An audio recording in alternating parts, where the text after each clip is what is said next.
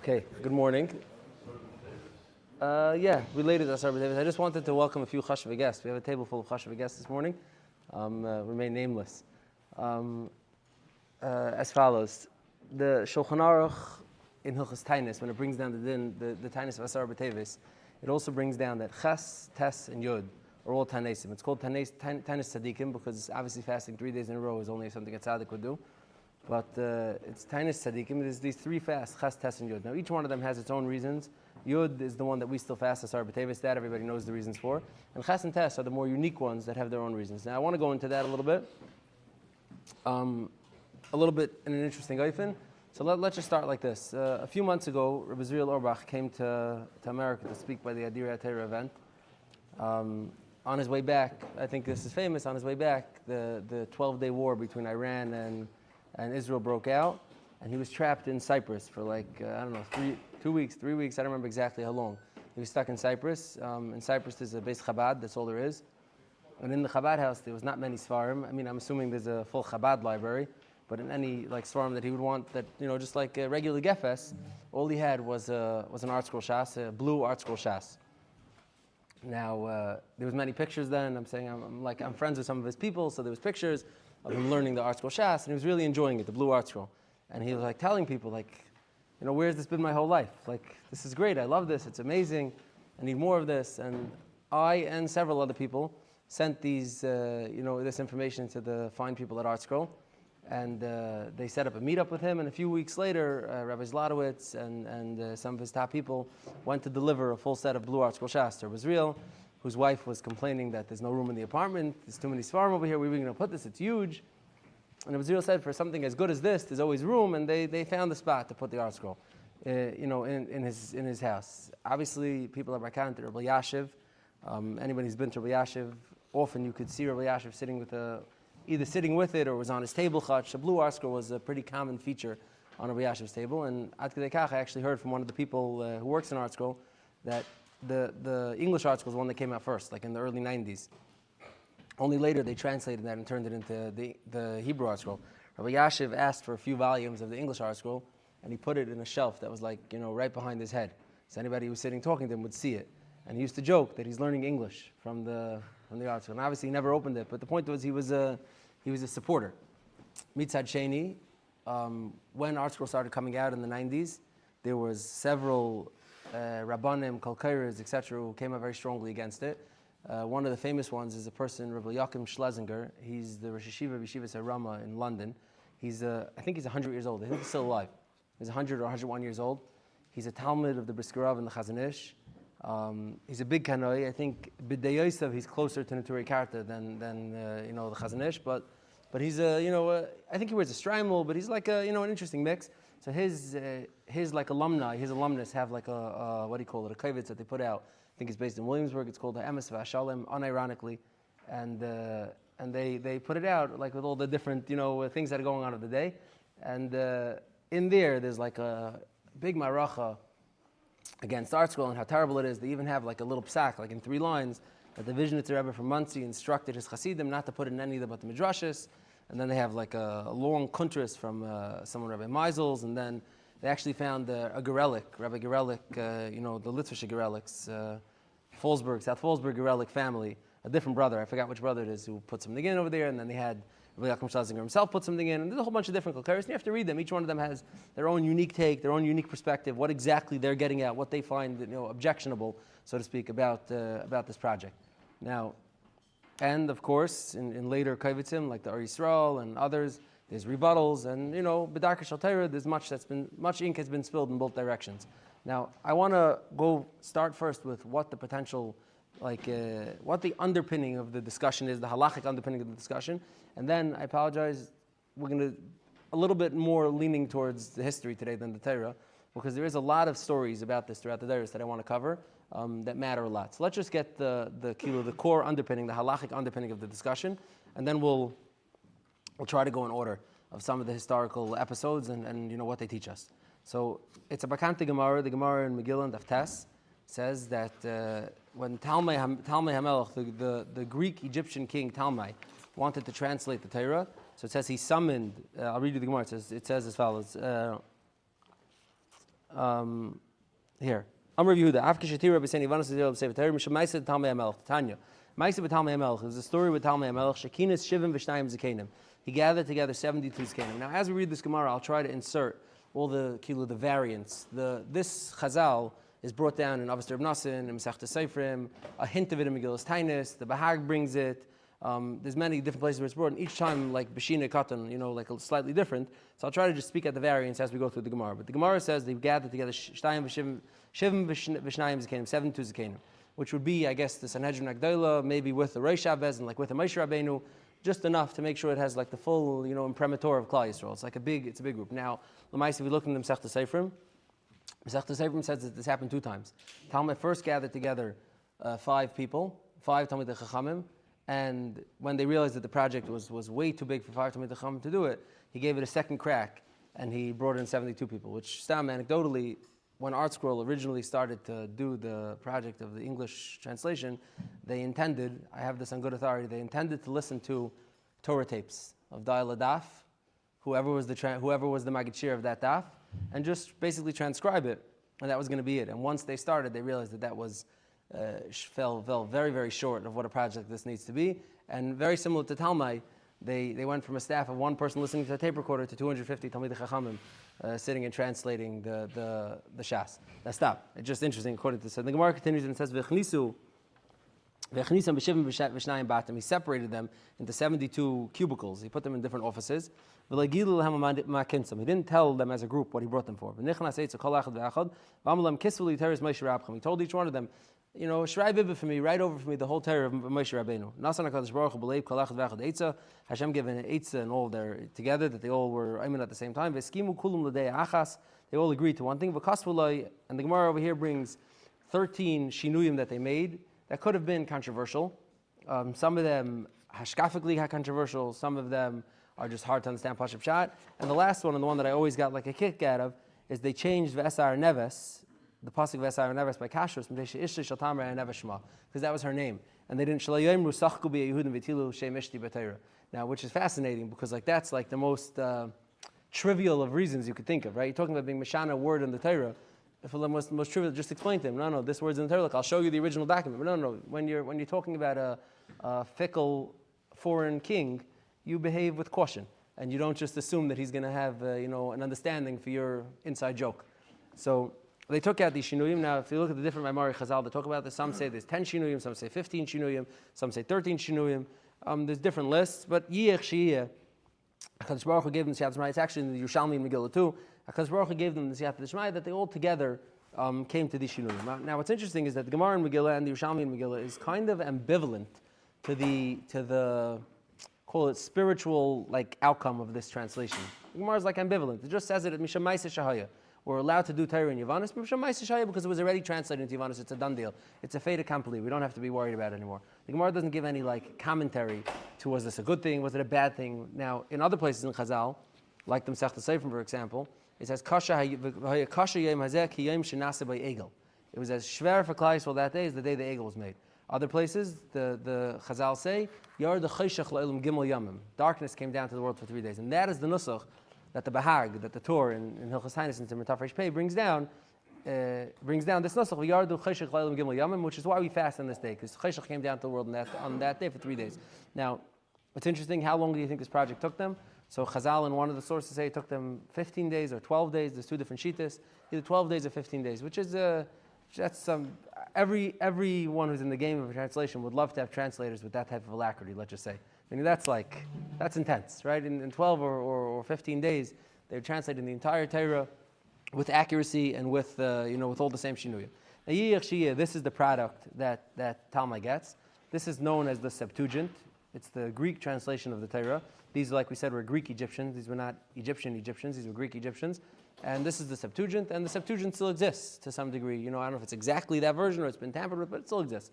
Now, there's a nidin in the Ga'ainim, I guess, if these Chachamim, these Talmidei Chachamim translated Tanakh, like all Chavtalit Kisvei HaKodesh, or just the Torah. Yiach Shiyah, there's more than one version. Was it on Klaf or not? Is a separate shaila? No. No, yeah, I think so. I think there is Greek translation Tanakh also.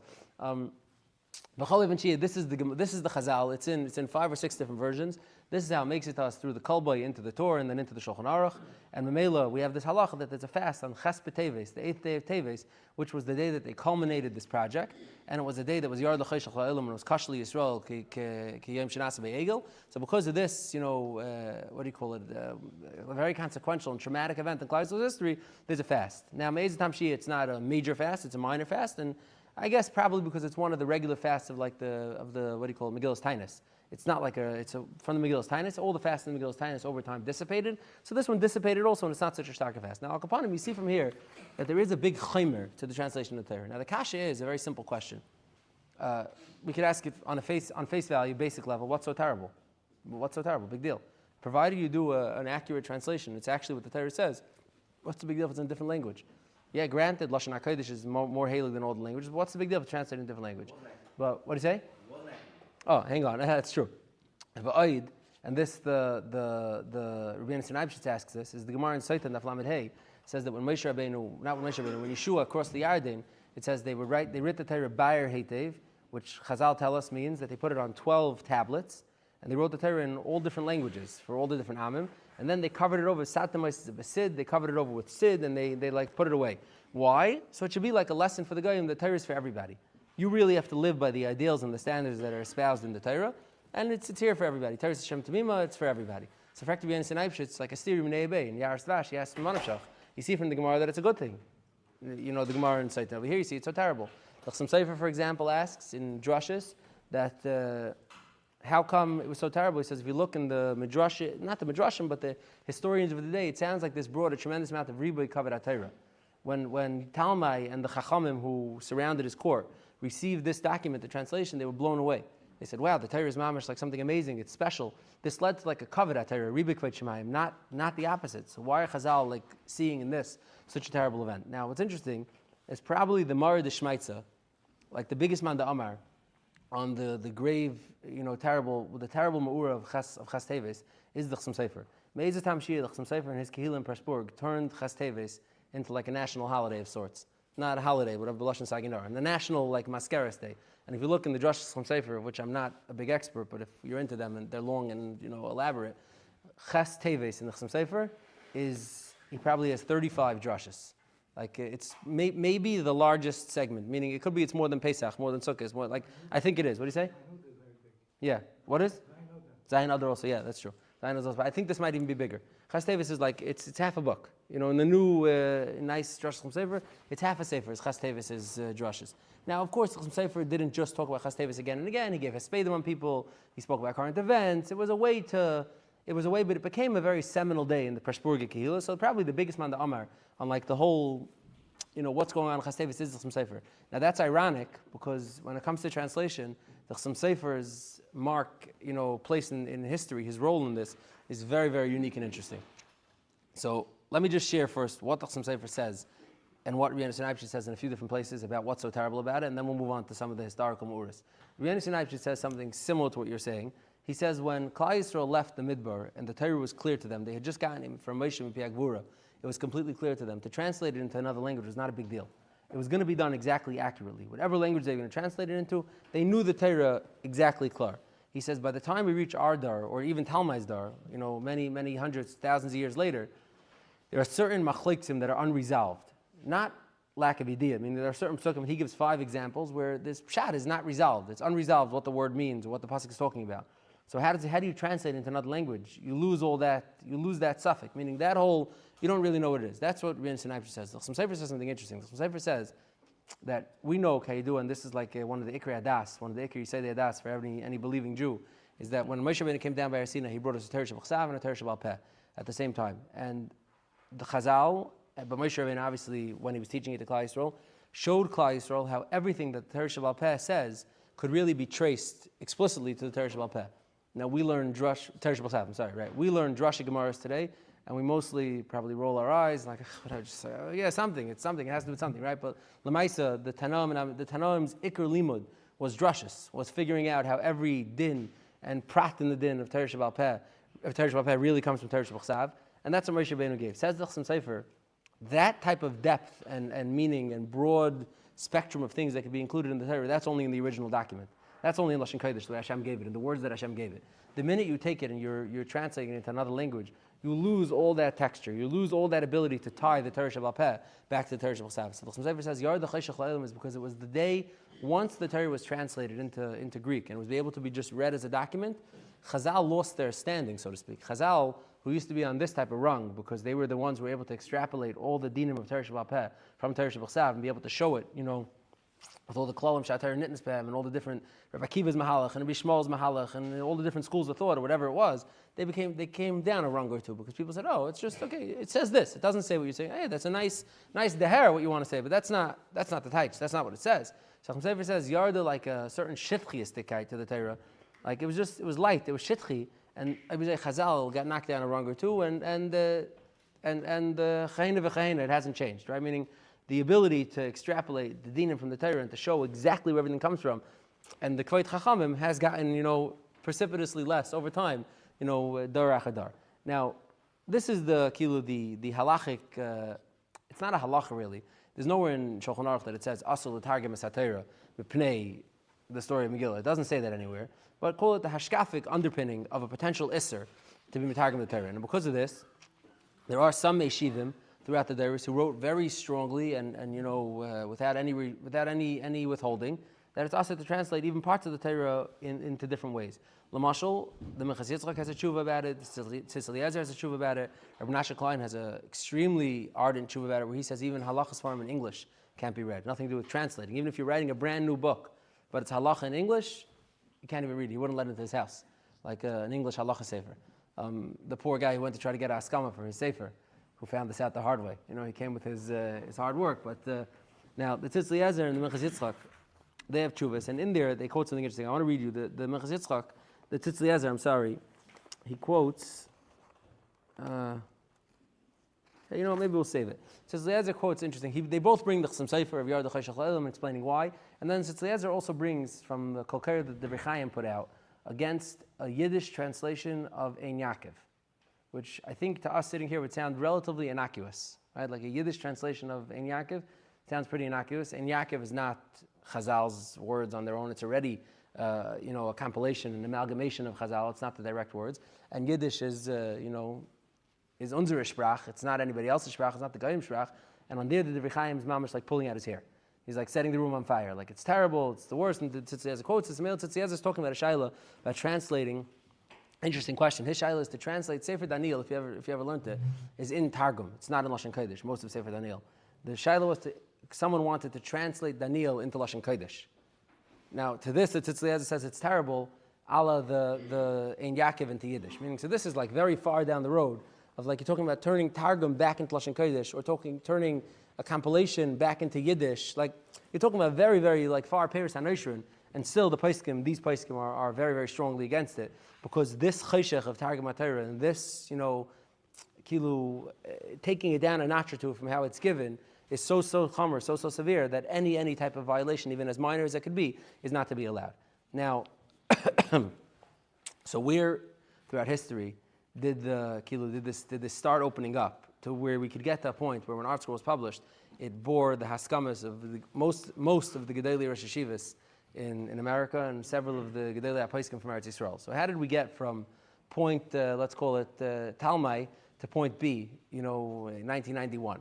So as follows. There's a very, very interesting story with the Chasam Sofer. Really, it starts earlier, but I don't know how much. Let's see how much time we have. Really, there's a story with the Chasam Sofer. So I want to start with the Chasam Sofer.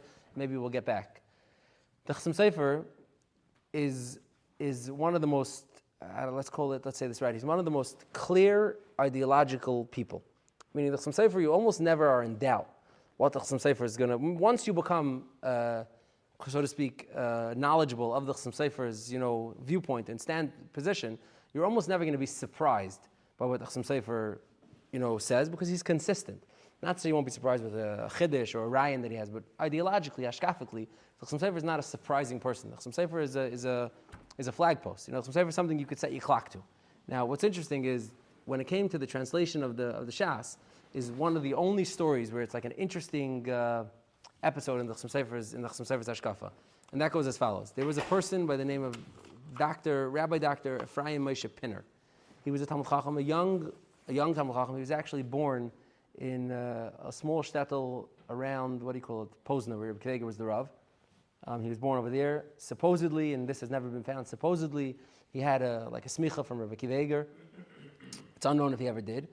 But he went to learn as a young boy at 13, 14 years old. He went to learn by the Nesivis, by Yaakov Loberbaum's yeshiva. And over there he did do very well, and he became a close Talmud of the Nesivis. He was a Talmud Chacham, and when he was 28 years old, he put out a sefer called Kitzer Divrei Bavli v'Yerushalmi. I believe that's the name. I could be off by a drop. A Kitzer Divrei Bavli v'Yerushalmi, which is a pretty strong project to try to take on. And he tried to make like a compilation of the Bavli and Yerushalmi into one small volume. He published it. I don't know how well it did on the market. And definitely some of the Chachamim who saw it later, like Shadal and others, were strongly opposed to it and said that it's missing all sorts of mistakes and missing and whatever. Now, when he turned about 30 years old, in like the year, let's call it 1830-ish, he had a fabulous project that he wanted to do. He wanted to take the entire Talmud Bavli and translate it into German. Now, depending on at what point you catch him in his career, meaning and depending on who he's talking to and at what point in his career is, the reason why he wanted to do this varies. Sometimes he writes the reason is because he wants people who don't really speak Lashon Kodesh, Gemara language, to be able to learn Gemara. Sometimes he writes because he wants the Goyim to be able to see that Shas is beautiful. Sometimes he writes because he wants Yidden to learn German. Meaning depending on who he's talking to and at the time in his career, you'll catch different things, which incidentally is something that the Chasam Sofer seemed to have missed. He did like a 2-year, like a 2-year trip to integrate himself into the Chasam Sofer's world, so to speak. Like meaning he did like like island hopping. When you're trying to like island hopping, he went from one. He settled himself into a town. He stayed there for a few weeks. He became close to the Rav. He would do all the Echmas Hamelach questions. Who's the good shaykhit? Who could I eat from? Where could I sleep? When could I daven? What's the combination to the shul if I need to get in at 4 a.m. when I come to learn? Like all these type of resume building questions. And he managed to get a few haskamas from very, very normative mainstream Rabbanim. Now, ultimately, it took him 2 years. He finally shows up in Pressburg by the Chasam Sofer, and he stays in Pressburg for, I think, 6 weeks. And in Pressburg, he ingratiates himself with the Chasam Sofer. He does. He schmoozes with the Olam, he talks to the Chasam Sofer's Talmidim. Eventually, he gets audience with the Chasam Sofer himself, and the Chasam Sofer talks to him in learning, and he is impressive. Dr. Pinner is an impressive person. He's brilliant and he's impressive, and the Chasam Sofer gives him the time of day, and he talks to him, and he explains to the Chasam Sofer his idea that he wants to make a translation of the Shas, and the Chasam Sofer asks him the first time they discuss, the Chasam Sofer says, I don't understand. What do you do when you get to a sugya where Pshat is very hard to understand, where Rashi is shver, or we don't know if we hold like Rashi, or there is no Rashi? What do you do? So Pinner tells him, don't worry, ich bin noch just a young man. I know I'm 30 years old. I'm not the world's greatest authority. I have a whole cadre of Rabbanim throughout Europe who pledged that they're going to help me. And I'm going to talk to them. The Chasam Sofer says, for example, like who? And he tells him, Rabbi Nathan Adler, actually he's not, I think it's his son, Rabbi Nasser Adler's son from London, who was actually like a relative of the Chasam Sofer's Rebbe, and he name drops a few people that the Chasam Sofer knows, and he says, I have good Talmidei Chacham, Yireim V'Shleimim, that are going to help me to translate this properly. Now, the Chasam Sofer thinks about it a little, he discusses it a little more, he asks for some samples of what the translation is going to look like, and Pinner gives him a few pages of the samples. Now, I don't know if the Chasam Sofer himself knew how to read German, or he had Talmidim who knew how to read German, but he gets a few samples. Now, what's interesting is the Chasam Sofer says himself, he did not read the samples before he gave the Haskama. He was sufficiently impressed by Dr. Ephraim Moshe Pinner, Rabbi Pinner, that he gave him the Haskama without reading, like sight unseen, so to speak, without reading the actual samples. And the Chasam Sofer gives him Haskama, and I want to read it for you. The Chasam Sofer says as follows.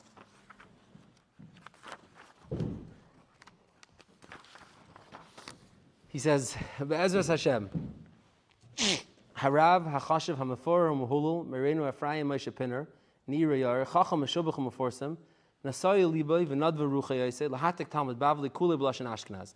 This Chashiv Talmud Chacham, this young Talmud Chacham, he has this idea to translate the whole Talmud Bavli into Lashon Ashkenaz. Tzach begufan shelahen u'leman yiru ha'amim v'asaram esyafya.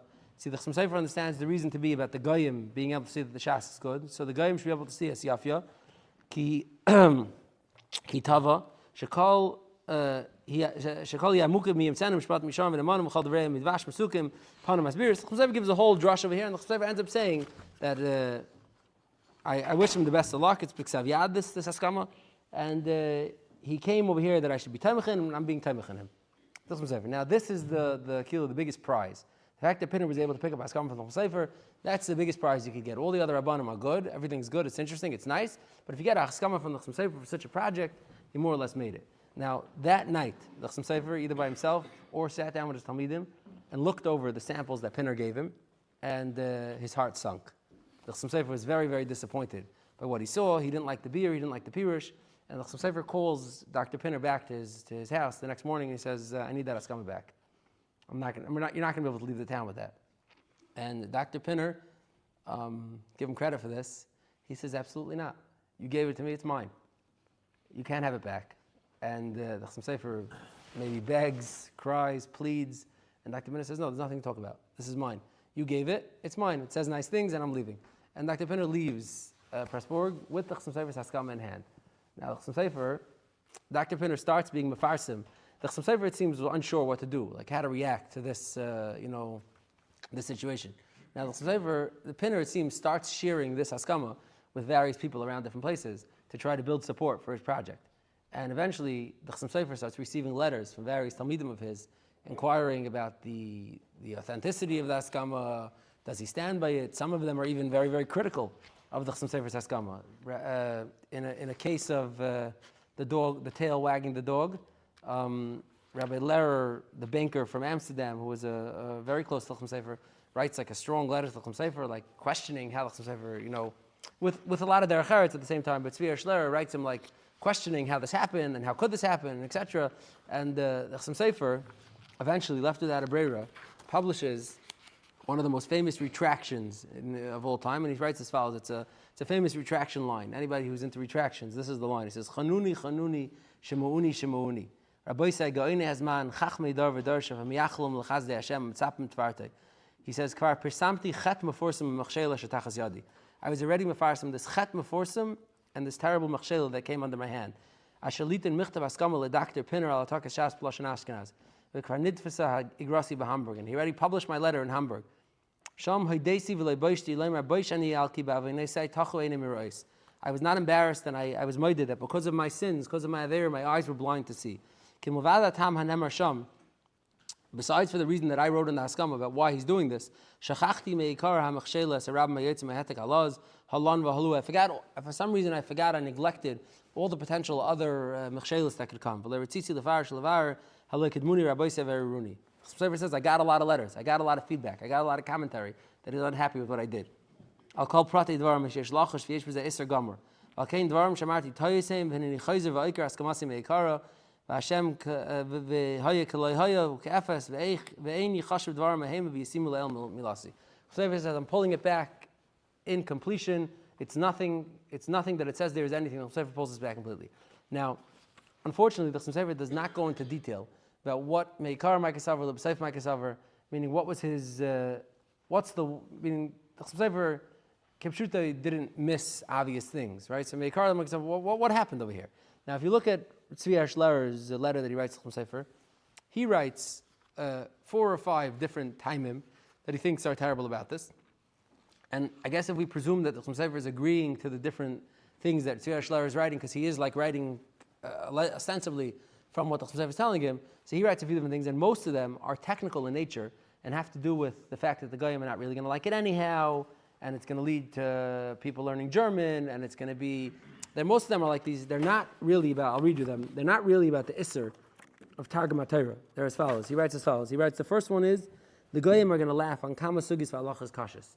There are a bunch of Sugis, Shver Sugis, Lamaisa, translate them, don't translate them. They're hard to understand if you're not fully invested in the Torah.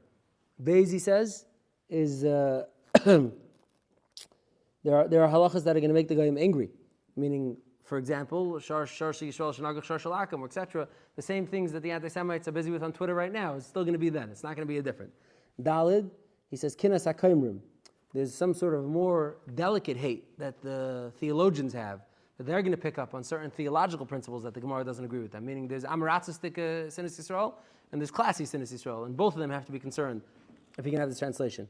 And then he also throws in that Kayidua, it's an Isser Chamor, Yar the Chayshach La'ilam, to translate the Torah. Now, it's Yitachan that the Chasam Sofer was partial to all of these things, or some of these things, or none of these things. It's hard to know. Now, what this does is that later people who came to translate the Torah all said as follows. They said the Chasam Sofer is not be'etzem against translation. The Chasam Sofer is pro-translation.